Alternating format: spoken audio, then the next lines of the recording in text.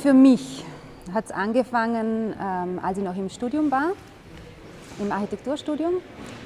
Da habe ich mich im Rahmen der Diplomarbeit zum ersten Mal mit dem Thema Raum und Geburt beschäftigt, habe aber schon gewusst, dass ich parallel dazu die Ausbildung, oder ich habe währenddessen schon gewusst, dass ich danach die Ausbildung zur Hebamme machen möchte. Das war quasi der nächste Schritt.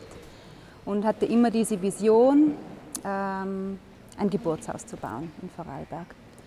Und dann bin ich der Brigitta Soraperra begegnet und dann hat das Ganze begonnen zu laufen. So. Und wir haben eine Interessengemeinschaft gegründet, wir waren 3 Jahre lang sehr aktiv und dann hat sich die Möglichkeit angeboten, das in Form eines Prototypen, die Idee mal umzusetzen. Genau. Es gibt ja diesen Entwurf von der Anka Dürr, der eine Grundlage ist. Es war klar, man möchte gern dieses Element von diesen Gebärräumen, die da aus Lehm sind, in die Welt bringen, um zu zeigen, wie die funktionieren könnten. Dann war auf einmal das Thema Prototyp im Raum, da könnte ein Teil der Ausstellung werden. Da brauchen wir aber Expertise, Menschen, die mit Lehm einfach sich auskennen, mit Lehmbau, mit Architektur, mit Kunst. Und die, wie ausgeführt haben, die sind verrückt genug, dass sie sich vielleicht darauf einlassen.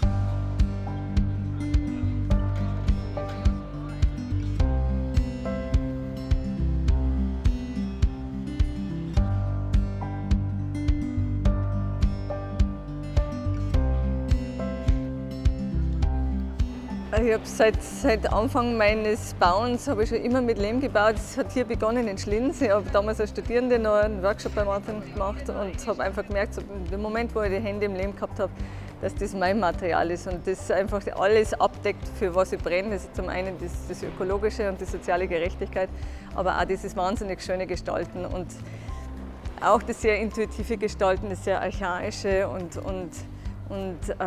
auch sehr sinnliche Gestalten. Das liegt mir, also dafür brenne ich einfach, das ist meine Leidenschaft.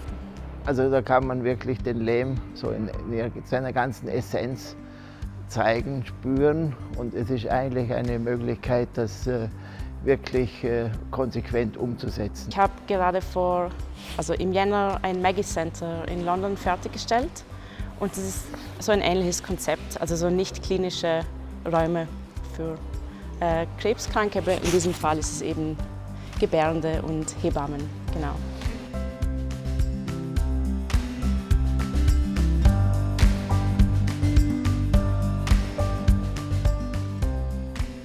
Wir beginnen heute mit dem Bau dieses Lehmkörpers. Es ist sozusagen der Tag Null, Tag des Baubeginns, die Geburtsstunde, wenn man so will, oder vielleicht auch der Tag des ersten Ultraschalls. Und wir sehen, dass das schon langsam Form annimmt. Wir haben jetzt endlich eine Vorstellung, was für Dimensionen das Ganze bekommt und wie das wirklich werden will. Und das hier in diesem wirklich ganz wunderbaren Raum der neuen Halle von Martin Rauch. Also aus architektonischer Sicht, das Spannende ist, dass mit Geburt und Raum noch nicht viel geforscht wurde. In unserem Raum. Es hat vor 50 bis 100 Jahren die Entwicklung stattgefunden vom häuslichen Bereich in das Spital. Und dazwischen diesen Zwischenschritt, weil das Spital ist einfach eine fixfertige räumliche Institution, da kann man nicht viel experimentieren, aber es hat diesen Zwischenschritt nicht gegeben, was wären die räumlichen optimalen Rahmenbedingungen für eine Geburt. Und das hängt stark mit wissenschaftlichen Erkenntnissen zusammen, mit der Physiologie von der Geburt, die bestimmte Rahmenbedingungen erfordern, dass sie möglichst komplikationslos erfolgen kann. Und das soll der Raum ein bisschen testen auch. Genau. Also einerseits ist der Lehm hier ein Baumaterial, aber er hat genauso einen symbolischen Charakter. Lehm ist eigentlich erodiertes Gestein, kommt aus der Erde, wird mit Wasser vermischt, wird mit Wasser geformt, kann dann praktisch, ohne die Umwelt zu belasten, eigentlich zurück in die Erde. Beim Mensch ist es eigentlich ähnlich, oder? Er kommt eigentlich aus der Erde und er lebt auf der Erde und geht wieder zurück in die Erde. Also so ist für mich der Lehm als Geburtsraum auch ein Symbolmaterial. In einem gemeinsamen Workshop haben wir dann Glaze-Storming gemacht, also intuitives Entwerfen am Modell, am Tonmodell. Wir sind einfach ganz frei gemacht, den Kopf und dann einfach wirklich aus dem Bauch raus die Hände formen lassen und haben dann eigentlich so diesen Bauch dann geformt. mit Nabel und jetzt in dem Fall war es jetzt noch ein gebogener Eingang, das ist jetzt mittlerweile ein quadratischer Eingang, aber so wirklich ganz aus der Intuition rausgeboren, die Form dann letztendlich, und das ist eigentlich, passt da sehr gut eigentlich zum Gebären, wo ja auch der Kopf dann irgendwo mal weg ist oder nicht mehr so die Rolle spielt, und genauso ist eigentlich die Form geboren. Und bei dem Gebäude wäre dann auch noch also ein Wasserbecken, ein Bett, ein Warteraum für Familie und so weiter gedacht. Und das ist so wie so eine kleine Kapsel dieses Konzepts. Was noch interessant ist, eben auch, dass das Design nicht zu starr ist und halt auch mit Humor und ein bisschen spielerisch irgendwie so rüberkommen kann. Und dass die Fassade dann schon auch, also ja, einfach ein skurriles Objekt sein darf.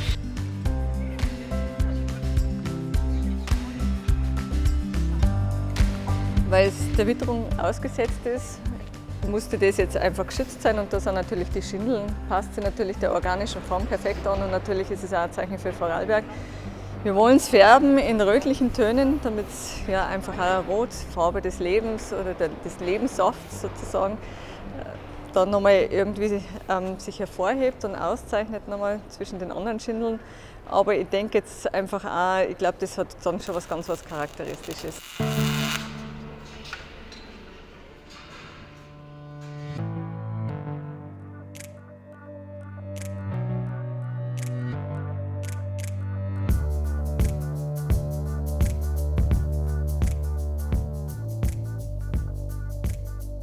Was der Prototyp macht, ist, er testet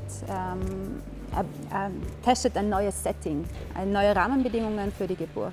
Wo 98% oder 99% im deutschsprachigen Raum und auch in Österreich in den Krankenhäusern stattfindet, erweitert er oder setzt er eine neue Perspektive.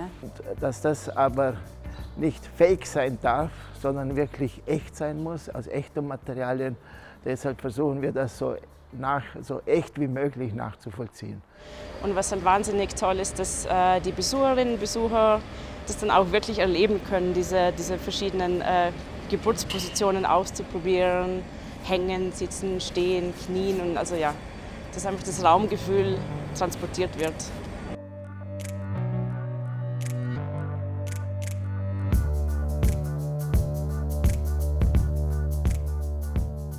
Wenn man so ein Projekt realisiert, hat es immer auch mit Kosten zu tun. Und beim Lehmbau ist auch die Arbeit intensiv, also die Arbeitszeit ist eigentlich ein Kostenfaktor.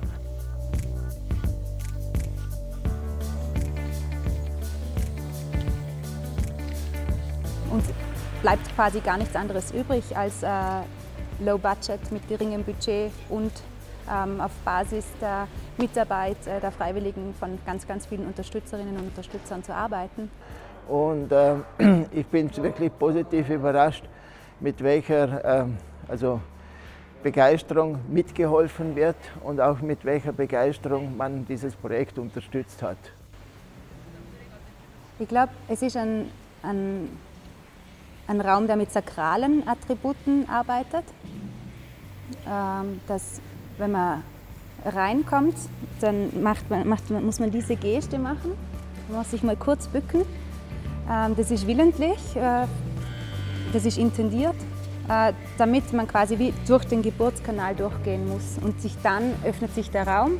Der Lehm ist ein super Material, eben diese fugenlosen, schönen Kurven und Formen hinzubekommen. Also es ist wirklich speziell, auch die Hebamme, wenn sie da hinkniet, hat sie so eine fugenlose Stufe und dann eben das Bett. In dem Fall, also die Fläche, wo man eben stehen, liegen, sitzen kann, ist eben alles fugenlos. Und das war halt auch wirklich eine Anforderung, dass es nicht irgendwie komplett kalt und starr wird. Also, ja. Er lebt von dem Material, der Raum, ganz klar, von dem Lehm, der Innenputz, der Glatte, der mit diesem verseift wird und dann wie eine sehr glatte hygienische Oberfläche geben soll, aber natürliche hygienische, die also die diffundiert und atmen kann. Das ist einerseits super einfach von der Keimfreiheit her, dass es zum Putzen da keine Schwellen gibt. Auf der anderen Seite ist natürlich dieser organische Körper, wo man dann, er suggeriert neue Gebärpositionen eigentlich, der Raum. Also er fordert auf, den Körper zu benutzen in einer anderen Art und Weise, wie wir es gewohnt sind. Und das ist sehr hilfreich für die Geburt.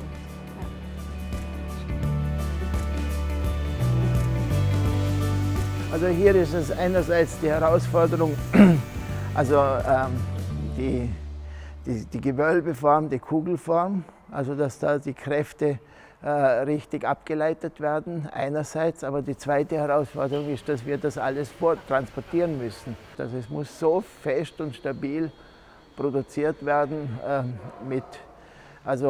dass es transportierbar ist.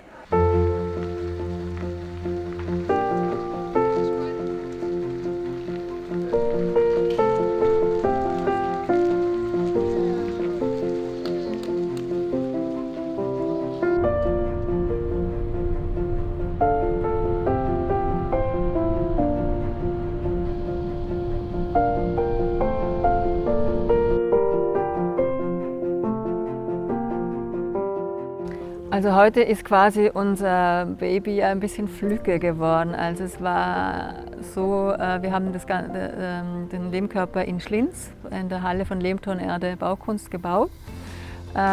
Und jetzt war klar, jetzt kommt er an seinen angestammten Platz und das ist in Hittisau. Und es war einfach dieser Übergang, dieser Transport, dieses Loslassen, dieses in die neue Phase gehen, war für mich auch, muss ich sagen, als jemand, der ein Herzensprojekt ist, eine sehr aufregende Sache.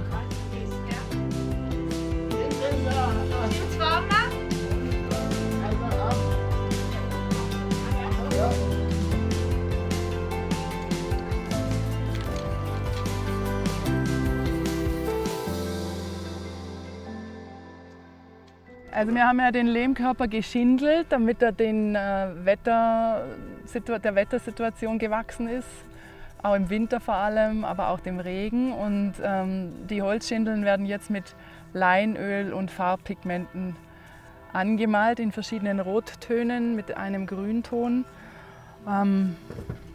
Ja, so ein bisschen erinnert es uns an eine Henne, die ihr Ei ausbrütet hier so inzwischen. Ja, am Anfang war das so, dass ich dachte, das Thema ist wichtig und das denke ich natürlich nach wie vor, dass das Geborenwerden für uns alle ein Wahnsinnsthema ist, was wir oft gar nicht im Bewusstsein haben. Und im Laufe des Projekts hat sich dann für mich aber schon auch herausgestellt, wie unglaublich freudvoll das ist, mit Lehm zu arbeiten. Und dass ich jetzt sogar die Schindeln gern anmale, das liegt einfach daran, dass ich das Projekt lieb gewonnen habe. Es macht einfach auch viel Freude und viel Spaß.